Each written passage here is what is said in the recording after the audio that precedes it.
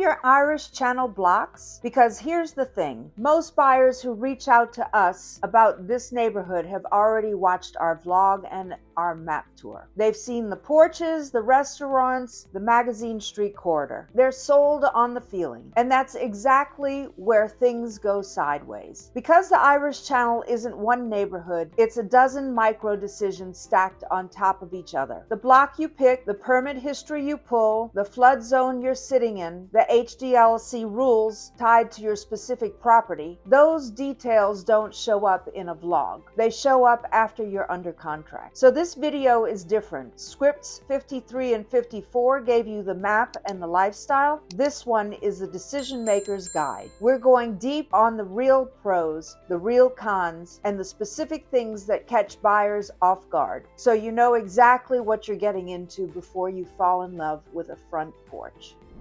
What the Irish Channel actually is. If you caught the first two videos in this series, you already know the boundaries and the energy of this neighborhood. So we're not going to walk that ground again. What we want to frame here is the real estate reality, because the Irish Channel sits in a unique position in this city. It's one of New Orleans' 18 historic districts. Working class roots, Irish immigrant history, a character that's distinctly different from the Garden District formality right next door. The housing stock reflects that. Shotgun doubles, Creole cottages, raised basements, modest by neighboring standards, but full of personality. Prices run a wide range. Smaller cottages start around $200,000 and reach up to $500,000. Larger homes in a variety of styles can push $1 million to $2 million depending on condition and block. That wide range is actually the first thing buyers you need to sit with. You can be on the same block as a fully renovated $600,000 cottage and a $220,000 property that hasn't been touched in 30 years. Condition matters here. Pocket matters here. And that's before we even get into what the HDLC, flood zones, and permit history add to the picture. More on all of that shortly. First, let's talk about why people love it, because the pros are very real. The real pros. Location is the first one, and it's a big one. The Irish Channel sits between Uptown and the Garden District and downtown. You're connected without being inside the tourist corridor. Quick jump to the CBD when you need it. Close enough to everything that it changes how you move through the city. Walkability goes hand in hand with that. Magazine Street puts restaurants, coffee shops, bars, and local businesses within walking distance for a lot of these homes. We're talking Turkey and the Wolf, Coquette, Stein's. Daily life changes when you're not planning every errand around the car. And then there's the architecture itself. Shotguns and cottages with real detail. Front porches, high ceilings, heart pine floors. Buyers who want a feeling, not just a floor plan, find it here. This is one of those neighborhoods where the house itself has a story. And the community feels genuinely mixed. Families with young kids, young professionals, retirees, all on the same block. And that's not manufactured. That's just how it grew up. It feels like a real part of the city because it is one. For relocation buyers, especially people coming from New York, Chicago, LA, the Irish Channel makes a strong first impression. Walkable, historic, local energy, no suburb feeling anywhere. That's exactly what a lot of people are looking for when they move here. It's also a more approachable entry point than the Garden District. Same historic DNA, different energy, often a lower price ceiling. Some buyers want the charm without the formality. Irish Channel delivers that. And then there's St. Patrick's Day. We know that sounds like a fun fact, but it's actually a signal. The way this neighborhood turns out for that parade, cabbage in the crowd and all, tells you something real about how tight the community really is. Now here's where we have to slow down.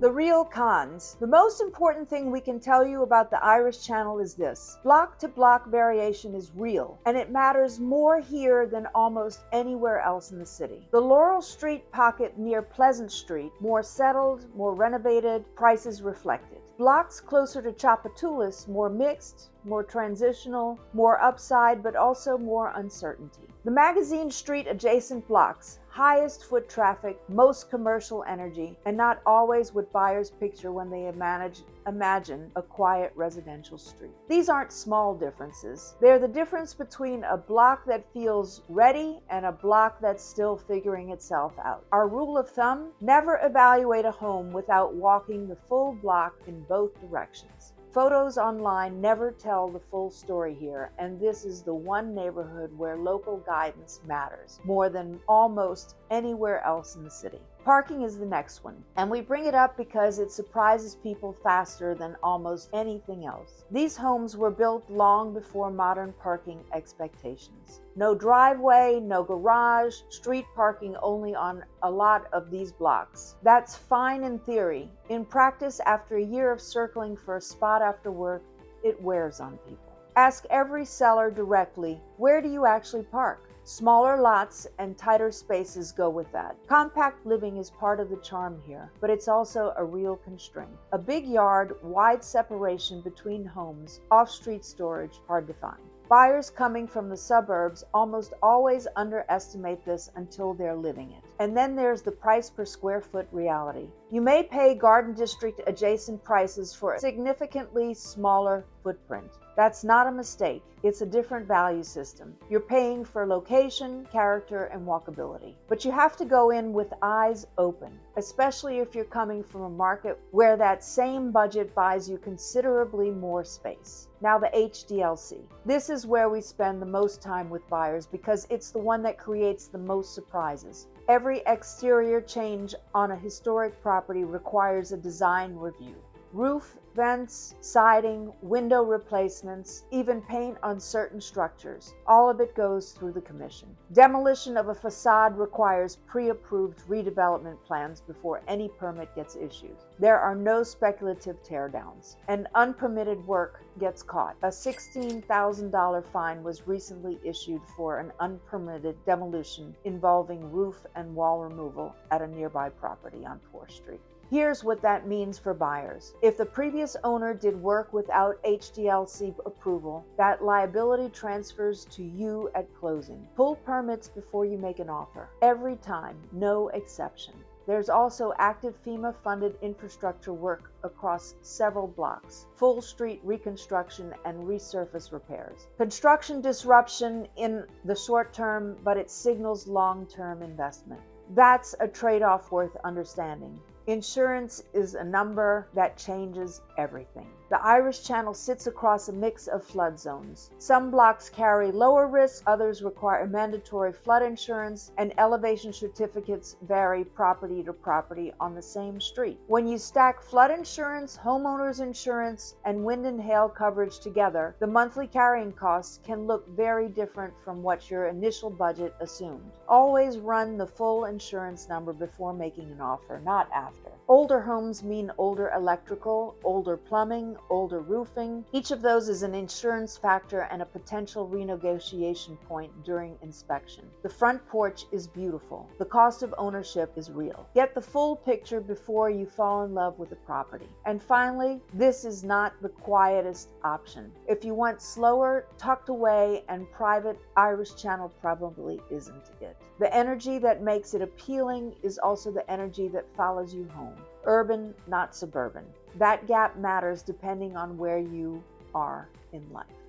So with all of that on the table, who actually belongs in this neighborhood? The strong fit is a buyer who values charm, walkability, local energy, and historic character, and who is genuinely ready to engage with the HDLC process, understand their insurance picture, and do block-level due diligence before falling in love with a listing. Relocation buyers who want to walk to dinner, know their neighbors, and feel like they actually live in New Orleans, not just near it, tend to find exactly what they're looking for here. It also works well for the buyer who wants something less formal than the Garden District, but still wants that historic feel. More relaxed, more personal, and still showing some block-to-block upside for long-term appreciation. Who should keep looking? Buyers who want more space, easier parking, quieter streets, newer construction, or simpler daily setup. Also buyers who aren't prepared to pull permit history, request elevation certificates, and run full insurance costs before scheduling a second showing. The best neighborhood in New Orleans isn't the most hyped one. It's the one that actually matches your life. Great location, walkability, historic charm, offset by parking, tight lots, HDLC responsibility, insurance complexity, and real block-to-block variation. The right buyer finds that trade-off absolutely worth it. We want to make sure that you're that buyer before you're under contract, not after. Watch our vlog and map video about the Irish Channel alongside this one before you start scheduling tours. And whether you're 9 days or 90 days out, Bernhard and I are here. All of our contact is in the description. Call, text, or email. We love helping people make their move. And be sure to check out our next video. We're comparing the French Quarter, Bywater, and the Marigny side by side. 3 neighborhoods, 3 very different flavors of New Orleans art and culture. If you've been trying to figure out which one actually fits your life, that one is for you. Hit that subscribe button and tap the notification bell so you don't miss it.